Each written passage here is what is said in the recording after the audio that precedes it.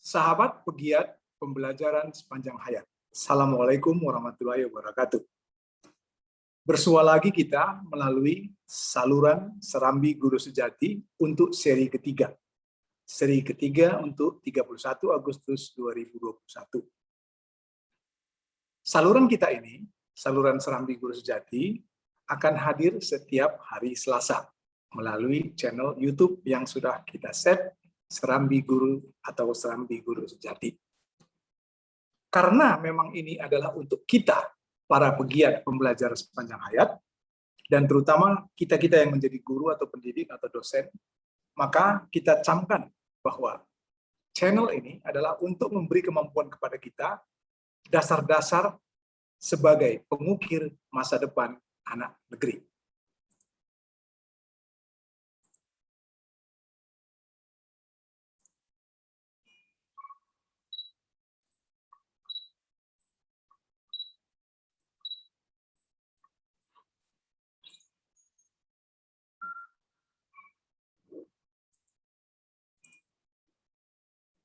Dalam seri ketiga ini, kita akan berbincang mengenai resolusi kompleksitas dan komplikasi implementasi pembelajaran daring.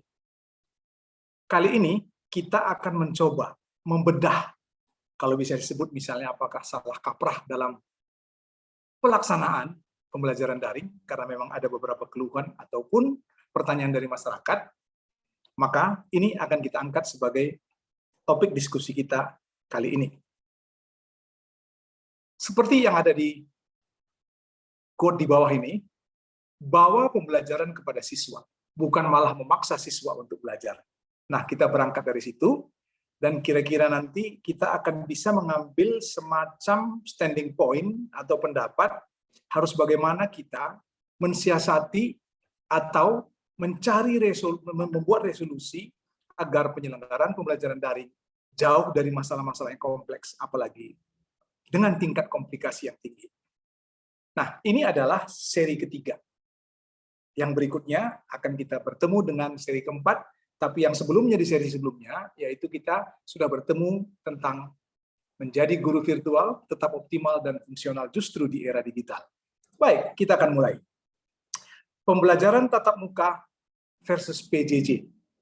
Akibat dari pandemi COVID-19 yang beberapa waktu lalu sudah mendera bukan hanya Indonesia tetapi juga dunia, katakanlah per bulan Maret 2020 yang lalu kita sudah menyelenggarakan pendidikan jarak jauh atau yang sekarang sering juga disebut sebagai pembelajaran daring. Nah, saya ingin memunculkan beberapa pertanyaan dan pernyataan yang beredar di masyarakat. Misalnya saja, di akhir Agustus menjelang awal September ini, Pak Nadiem misalnya sebagai Mas Nadiem ya kita menyebutnya sebagai menteri, dikutip oleh media bahwa beliau sebagai Mendikbudristek menilai PJJ akan berbahaya jika terus dilanjutkan. Kemudian di kesempatan lain, di kutipan yang berbeda, pers atau media kita juga mengutip, menurut Mas Nadiem, saya sangat cemas dengan dampak permanen daripada PJJ. Jauh sebelum ini juga, bahkan para, ya biasalah ya, namanya warga masyarakat tentu boleh beropini. Salah satu yang menjadi puncak menurut saya adalah ketika ada berita di akhir Oktober lalu, di bulan Oktober tahun lalu, tentang adanya seorang siswa yang kehilangan nyawa, katanya, atau diduga karena kebanyakan tugas melalui PJJ. Nah, kalau kita tilik dari sini, sebenarnya, meskipun ini tidak seluruh Indonesia ya, artinya kasuistis, tapi hal ini kan merisaukan kita juga, apalagi sampai Mas Nadiem selaku menteri yang mengurusi tentang pendidikan sudah membuat statement juga. Nah, di sisi lain ada juga pendapat dari masyarakat yang mengatakan sebenarnya lebih bagus membenahi PJJ-nya ketimbang mengatur yang lain, misalnya asesmen nasional. Nah, berangkat dari sini kita tidak akan memperdebatkan apakah Mas Nadiem salah atau masyarakat yang menuntut terlalu banyak, atau Mas Nadiem yang mempunyai kekhawatiran berlebih, bukan itu poinnya. Tapi poinnya adalah kita ingin membedah salah kaprah barangkali kalau bisa disebut tentang pembelajaran daring itu sendiri. Nah, semoga dengan sedikit ulasan ini kita mempunyai perspektif bagaimana menyelenggarakan PJJ agar di satu sisi bisa sebagai jalan keluar melayani akibat pandemi COVID bidang pendidikan, tapi di sisi lain juga tidak memberi dampak yang ekstrim, apakah kepada siswa, kepada orang tua, demikian juga kepada guru. Kita akan mulai. Secara garis besar, sebenarnya kita itu bisa membagi dua. Secara ini untuk memudahkan, sebenarnya tidak sesederhana ini, tapi untuk memudahkan bahwa pembelajaran dalam konteks pendidikan, karena kita nanti mau lihat gitu, apa sebenarnya yang kurang atau apa yang harus dibetulkan, apakah karena sistem, apakah karena pelaksanaan, atau ada hal lain di luar itu. Kalau kita lihat pembelajaran dalam konteks pendidikan, paling tidak saat ini kita ekstrimkan menjadi dua untuk memudahkan kita membuat pembahasan. Yang pertama itu adalah yang kita sebut dengan pembelajaran luring atau luar jaringan, yang satu laginya adalah pembelajaran dalam jaringan atau pembelajaran daring. Kalau kita lihat apa komponen yang mengikuti dari kedua bentuk pembelajaran ini, yaitu luring dan daring, maka secara kasat mata, luar jaringan itu atau pembelajaran luring itu biasanya itu berbentuk tatap muka dan kita hadir secara fisik.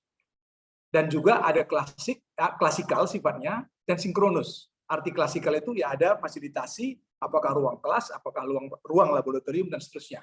Kemudian biasanya juga yang tatap muka fisikal ini adalah pembelajaran tatap muka di kelas yang bersifat langsung. Itu yang kita pahami sementara ini apa yang kita sebut sebagai pembelajaran luar jaringan atau pembelajaran luring. Di sisi lain, secara sistem juga, ini kan sistem seperti ini ya, di sisi lain ada juga sistem pembelajaran daring yang sebenarnya tidak ada bedanya.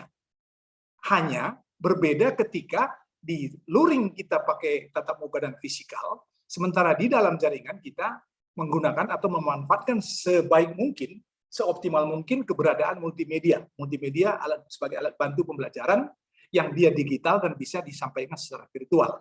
Nah, begitu kita tiba pada dalam jaringan dengan pendekatan atau berbasis multimedia dengan TIK yang mumpuni, lumayan mumpuni, dan dia harus dalam bentuk digital dan virtual, maka paling tidak ada komponen-komponen yang tadinya klasikal sinkronus tatap muka langsung punya substitusi. Misalnya, kita harus punya bahan ajar yang berbentuk digital atau tercetak.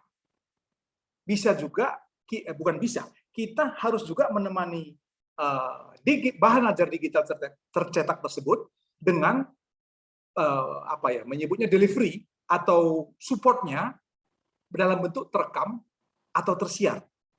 Nah, satu lagi pelengkapnya adalah kita terhubung secara berjaringan maupun konektivitas, secara koneksi.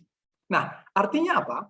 Semua komponen yang ditatap muka yang menghadirkan fisiknya kita, semua komponen yang ada dalam klasikal yang sinkronus tatap muka langsung tersebut, ketika tiba ke dalam jaringan, pembelajaran dalam jaringan, maka kita harus punya multimedia yang digital dan virtual, at the same time punya bahan ajar yang tercetak dan digital, punya support system untuk bantuan belajar yang bersifat rekam atau tersiar, dan terhubung. Nah, apa bentuknya misalnya? Kalau digital tercetak bisa modul barangkali, atau suplemen yang mengarah kepada satu mata kuliah tertentu atau satu mata pelajaran tertentu. Kemudian kalau terekam tersiar barangkali dalam bentuk audio, video, atau computer assisted instructions, atau computer mediated communication. Kemudian kalau dia terhubung seperti sekarang ini dalam rekaman tapi yang asinkronus misalnya, maka di kita bisa berhubungan secara sinkronus dan asinkronus. Nah, pada titik ini seyogianya output daripada pembelajaran luring dengan daring tidak akan bermasalah sepanjang input dan prosesnya mengikuti kaidah-kaidah yang seharusnya sesuai dengan apa yang kita anut. Kalau luring ya dengan ikutan seperti ini, artinya tatap muka, klasikal, dan langsung. Kalau dengan dalam jaringan, maka harus multimedia dan ada bahan pendukung atau bahan pendamping dalam tanda petik pengganti, apakah itu karena fisikal tatap muka, apakah karena klasikal sinkronus dan langsung. Bentuknya apa? Bisa modul dan suplemen, atau media-media lain yang dikembangkan berbasis IT atau TIK, audio video, computer assisted instruction, ataupun computer mediated communication.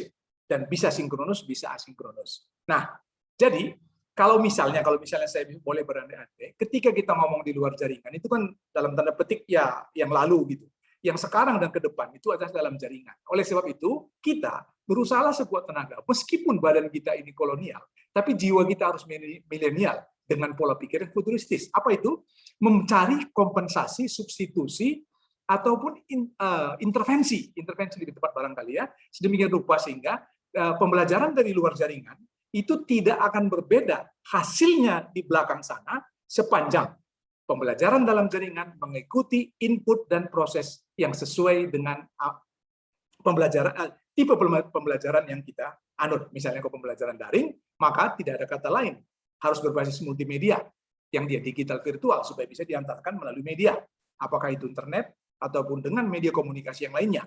Dan bahan yang kita siapkan juga, yang tadinya dosen berdiri di sini, atau perpustakaan yang kita datangi, dan seterusnya, termasuk laboratorium, maka dalam pembelajaran dalam jaringan, itu memanfaatkan multimedia, yang tadi semua ada di klasikal, ada di tatap muka yang langsung, maka disubstitute, digantikan dengan 3 komponen yang berwarna biru ini, yaitu harus ada bahan ajar digital atau tercetak, bentuknya modul ataupun suplemen lainnya, dan kemudian ada juga audio video CAI atau CMC yang bisa yang terekam dan juga tersiar, dan juga bisa ada interaksi sinkronus, asinkronus yang dia sifatnya terhubung, yang harus berjaringan dan berhubungan. Nah, mudah-mudahan sampai di sini kita bisa mulai dapat basis bahwa sebenarnya apakah itu daring atau luring tidak akan menjadi masalah sepanjang kaidah luring bagi yang luring diikutin, kaidah daring diikutkan. Nah, yang menjadi dasar atau yang menjadi fundament agar ini tidak berbeda di dalam hasil akhirnya adalah pembelajaran harus hadir. Apa itu? Itu yang kita sebut dengan educational experience. Nah, educational experience itu adalah harus ada kehadiran kognitif, ada kehadiran pengajarannya, ada kehadiran sosial emosional siswanya. Nah, ini di dalam luar jaringan itu tidak ada masalah karena di kelas ya. Kalau yang ini di dalam jaringan, maka kita harus membuat semacam transformasi atau transpose sedemikian rupa sehingga multimedia yang digital virtual tadi sudah membuat sedemikian rupa hadir yang namanya kognitifnya, pengajarannya, dan sosial emosionalnya siswanya. Itu yang kita sebut dengan educational experience atau pengalaman pendidikan atau pengalaman belajar. Sekarang kita lanjutkan ke slide berikutnya. Nah, agar supaya substitusi media-media tadi itu tidak menjadi beban, maka ada sistem pelayanan. Kalau kita menyebutnya di dalam pembelajaran daring gitu ya, kita bagi 3. Ada yang kita sebut dengan pelayanan akademik, pelayanan operasional, dan pelayanan manajemen. Nah, kemudian yang namanya sistem pembelajaran daring itu kemitraan tidak bisa lepas. Paling tidak dalam hal ini misalnya kita bermitra dengan providers sedemikian rupa sehingga alatnya ada, jaringannya ada, dan berjalan baik. Itu contoh simpelnya. Nah, di dalam akademik, tadi kita sudah sebut harus ada komponen-komponen tertentu, maka di akademik itu harus ada materi pembelajarannya, dan ada bantuan belajarnya, serta ada sistem evaluasinya. Berikutnya, yang operasional. Harus ada sistem yang mendukung sedemikian rupa, sehingga kita tahu siapa mahasiswanya atau siswanya, kita tahu dia mengambil apa, mata kuliah apa, untuk apa, di level apa, di jenjang apa, dan seterusnya. Kemudian kita ada logistiknya, yaitu materi pembelajaran yang kita kemas, kita sebut bahan pembelajaran atau bahan belajar, itu yang harus dihantarkan kepada siswa sebelum pembelajaran mulai. Baru ujiannya, bisa barangkali namanya ujian tengah semester, bisa juga ujian akhir semester, atau tugas, atau karya ilmiah, tesis, skripsi, dan seterusnya. Nah, inilah komponen operasionalnya yang harus dilaksanakan. Supaya ini lancar, maka secara manajemen atau from management sides, harus ada SDM yang cukup mendukung akademik dan operasional lancar, kemudian ada dukungan finansial, atau keuangan. Kemudian yang tak kalah penting sekarang ini karena kita bicara daring, maka fasilitasi dan jaringan itu menjadi sangat penting. Nah, di atas semua itu, supaya jangan ada perbedaan antara luring dengan daring, maka harus ada penjaminan mutu yang menjamin sedemikian rupa bahwa pembelajaran itu, apakah dari daring ataupun luring, it doesn't matter at all as long as kita mengikuti kaidah-kaidah apakah di dalam daring ataupun di dalam luring dengan substitusi dan ikutannya masing-masing. Nah, secara sederhana untuk contoh ini, karena kita hanya punya waktu 21 menit, maka saya mengambil contoh akademik. Apa sih akademik itu persisnya? Ya, persisnya itu punya bahan ajar. Jadi pembelajar, orang yang belajar, dan pembelajar, orang yang membelajarkan, itu harus punya bahan ajar dalam bentuk yang namanya digital, syukur-syukur interaktif, supaya bisa menghadirkan kehadiran kognisi, at the same time, kehadiran sosial emosionalnya siswa. Yang kedua, punya bantuan belajar. Bantuan belajar itu pakai media. Medianya itu bisa yang sinkronus, asinkronus misalnya, tetapi juga bisa bauran. ada yang tercetak, atau ada yang bisa share, dan sebagainya dengan memanfaatkan TIK yang sesuai dan yang memungkinkan di dalam setiap sekolah atau di setiap perguruan tinggi. Kemudian ada sistem evaluasi. Sistem evaluasi itu adalah daring yang dia tetap diawasi, tetapi ada juga yang the proctoring. Artinya dia ujian itu tidak lagi harus diawasi seperti mengawasi orang dalam kelas. Jadi ada sekarang sistem yang namanya online exams proctoring. Nah, pertanyaan berikutnya, kenapa ada, misalnya kalau saya flashback ya, kok Mas Nadiem tadi bilang berdampak dan sebagainya, kemudian ada juga orang yang sampai bermasalah karena pembelajaran daring itu, sebenarnya apa yang terjadi? Nah, kita tidak akan memprotes apa kata masyarakat, dan juga kita tidak mendinai apa yang disampaikan oleh Mas Nadiem sebagai menteri. Bukan itu poinnya. Poinnya adalah kita kepengen tahu apa yang harus kita lakukan daripada kita ribut menutup gelap, lebih bagus kita cari lilin, kita hidupin lilin. Apa itu? Nah, saya ingin balik kepada gambar ini. Sebenarnya yang terjadi itu adalah kenapa banyak apa tadi namanya ya? Katakanlah dispute atau ketidaknyamanan, apakah dari penyelenggara, apakah dari pengguna jasa, ataupun dari pihak-pihak lain, stakeholders secara keseluruhan. Yang terjadi itu adalah ada pembelajaran yang selama ini terjadi, namanya pembelajaran luar jaringan atau luring, di kelas, fisik orangnya datang, kemudian dia ada kelas disinkronus, kemudian ada tatap muka prosesnya, kemudian langsung. Nah, karena ketergesa-gesaan kita akibat COVID-19, di mana di minggu ketiga Maret 2020 kita sudah harus belajar dari rumah, bekerja dari rumah, termasuk berdoa dari rumah, maka sekonyong-konyong, apakah itu karena ketidaksiapan, atau juga memang karena itulah yang maksimal bisa kita lakukan, dalam semester pertama, di 2020 pertama COVID merebak, itu kan yang kita kerjakan itu adalah, di bulan Maret ya, setelah Maret, April, Mei, Juni ya, yang kita lakukan itu adalah, semua proses prosedural yang ada di tatap muka, kita zoom-kan. Kita Teams-kan kalau yang pakai 365, atau pakai Google Classroom, atau pakai chat dan sebagainya, atau melalui Facebook. Lalu kita bilang itulah pelan pembelajaran daring. Kalau ini yang terjadi, emang parah, nggak bisa. Kenapa? Karena asumsi dasar itu disebut daring, bukan men-zoom-kan, bukan men-tipskan, atau bukan meng-Google Classroom-kan apa yang terjadi di tatap muka yang datang orangnya secara fisik, bukan juga klasikal yang sinkronus, bukan juga tatap muka langsung yang dengan serta-merta begitu saja langsung pakai Zoom. Dan kita sebutnya daring. Bukan. Kalau itu yang terjadi, memang dispute-nya kan banyak.